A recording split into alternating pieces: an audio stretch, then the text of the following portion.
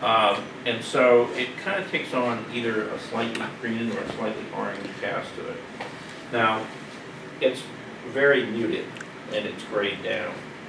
But that's, you need to recognize, the shift in temperature, from the one side to the other. Now, I'm going to start off.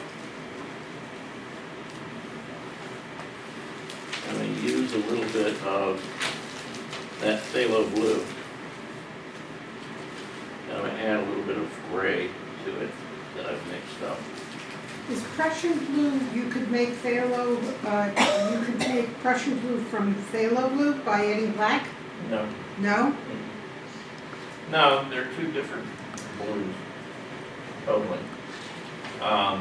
If you don't have Prussian blue, how could you make it? Well, you're not. Buy it. You're not? Yeah, you're not going to make it. You're going to buy it. There's a difference in the temperatures between those two.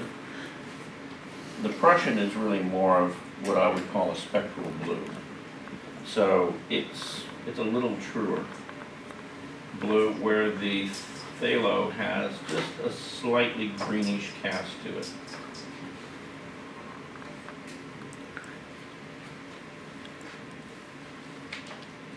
Now, I know a lot of you guys, love to paint fabric and things like that, and you try to do every little possible wrinkle, okay? My advice is don't do that, okay? If you see an area that's got folds and wrinkles in it, only use the ones that will really help you explain the form and what's going on in that area. Edit the rest of them out. If you don't do that, you're going to end up with, this really stiff looking painting, and that's no fun. So even though you see, every little fold and nuance and wrinkle in there, you don't have to put it in all the time. So you simplify? You simplify it. Yes.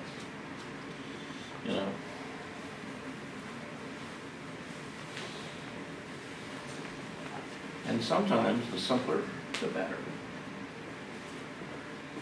How Now, hair, do you simplify hair?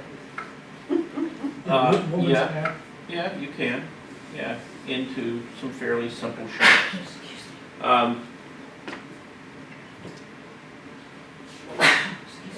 If you remember growing up, right, looking at, books that illustrators did illustrations, you'll find when you think back at those, a lot of those were very simplified. And if somebody had a black coat or a jacket on it, a lot of times they didn't really bother to go back in and delineate, the lights. It was a big shape. And they really let your imagination fill in all the detail, right? And the same could be said, for painting a figure or a portrait. You've got to figure out, how much of that is really important, to the painting that you're making. And if it's not, really critical, Leave it out there. edit it out, leave it alone. Nobody's going to give you any extra points, for torturing yourself. In the process of doing this. So, and I know you were looking for those, but you're not going to get them. So.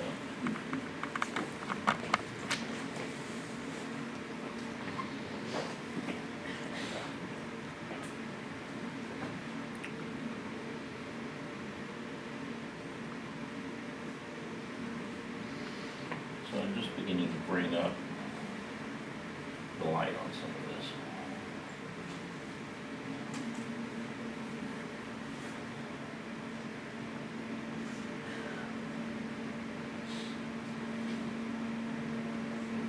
Again, I don't really want to get too fuzzy with it. You're adding white, No, I'm adding gray. you're adding gray. Yeah. Yeah, it's a lighter value. Gray.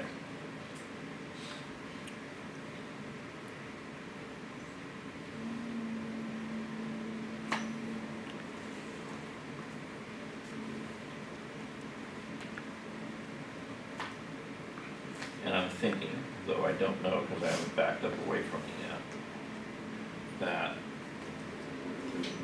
that left-hand side is beginning to take on, you know, a little bit of shape and form. And you're beginning to see a little more of what's going on there.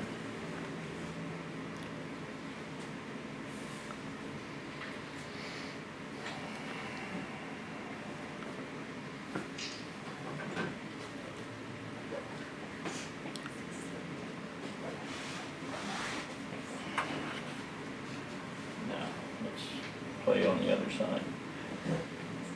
Now, as I said, there was more yellow reflected into the lights over on the left side, or the right side. And they take on a bit of a different color. They're cooler in temperature.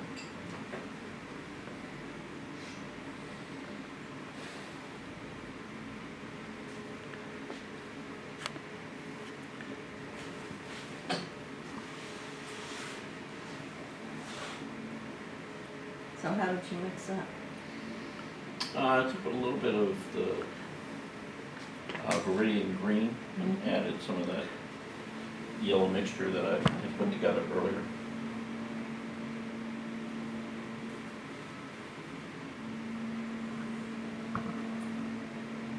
And it comes out, you know, somewhat grayish, but warmer in temperature than a lot of the stuff around it.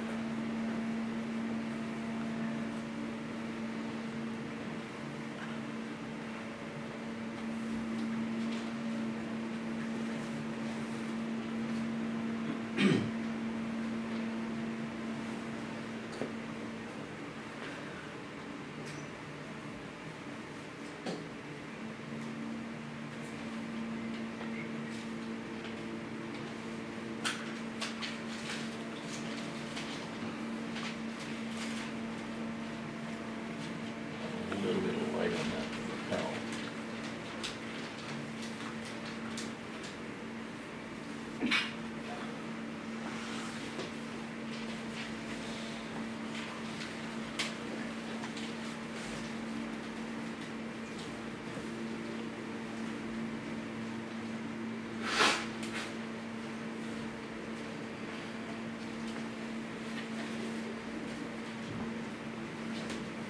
Now, the other thing I'd say about, you know, painting a figure is, you know, particularly a clothed figure,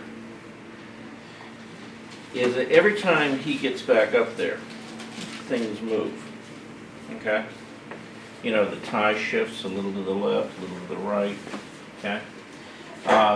Now, you can spend all year chasing things around and repainting them to get them exactly the way they were at the very moment that you focused on them.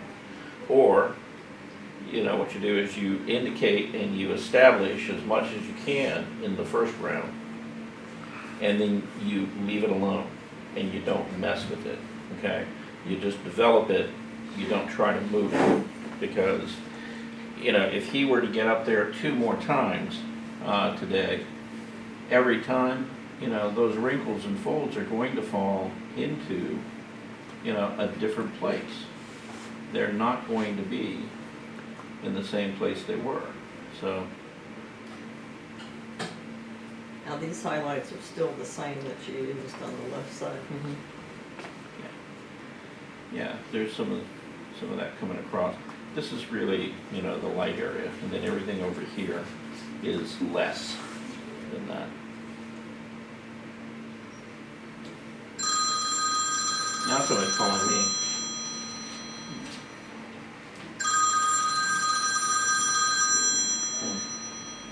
And I have no idea who it is. A robocool. So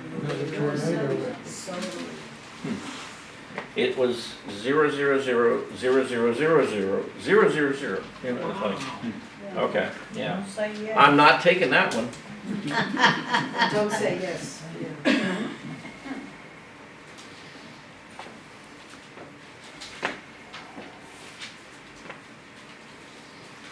Yeah, that's the phone call I want to answer.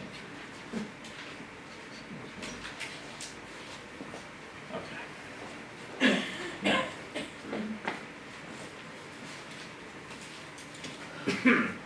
Just like I did with the face and everything else. Now I'm going to go back in and I'm just going to gently soften. With the dry brush? Yeah, dry. Clean.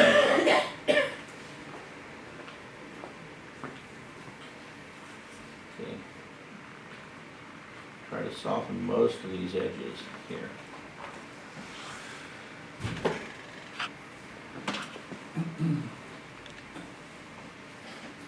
And again, I'm not putting any pressure really down on this brush.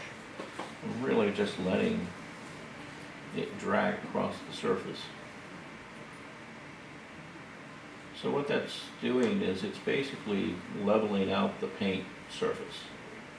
You know, both the dark, you know, as well as, you know, the lighter midtones and things that I put down. Now I'm going to go ahead and use the brush to, you know, bring that blue down a little bit and begin to establish the shape of Warren's hand.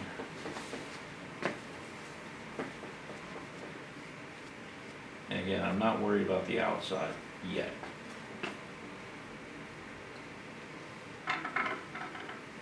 You know, my intention there is to come back in and just kind of clean it all up with a background color.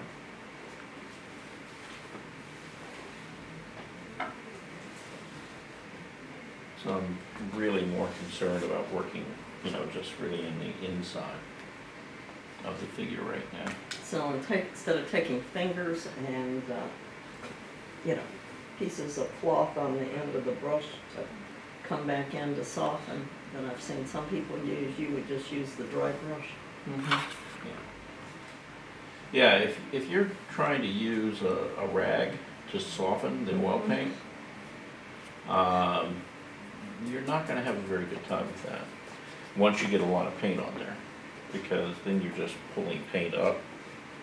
Okay, and I don't know about you, but my goal would be to actually leave the paint on the canvas. It doesn't do me a lot of good taking it away. Now I'm using the black that I had out, and I'm just knocking in, you know, some of the sharper lines in around the lapel. I think you can see How about that. lifting color? Do you lift color sometimes? Do I lift color? Lifting color. Yeah, well, occasionally if I need to. I try not to have to do that really much past the blocking in stage. Now, you know, the technique that we were using in the previous session, Yeah. that was called a lift out, and it was called that for a reason. Because that was really the goal. You were putting, you know, a relatively strong value down, and then you were beginning to lift back to the light with it. In this case, this is a slightly different process. It's called alla prima, and you're putting down color, and the idea is to put the color down and leave it alone, you know. Again, you know, try not to overwork it and mess with it too much. You know, let the paint do what the paint does. You know, let it be kind of direct looking.